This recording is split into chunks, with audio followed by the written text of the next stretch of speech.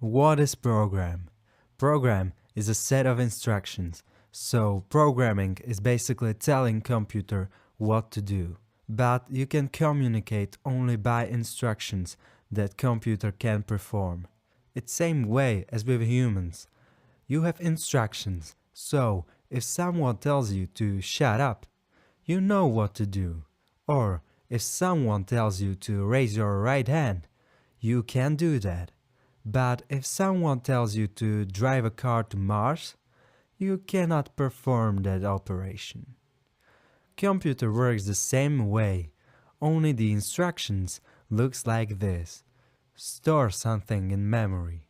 Add 10 and 15. Is 15 bigger than 0? Paint the top left pixel to red. Now, you might think, okay, that's great, but how do we create a useful application with these limited instructions? Well, you break the application to a set of instructions. Think of it this way. If you get lost and ask for a route, you will receive a set of instructions, like go 1 mile, turn left, then take the second right, and you can't miss it.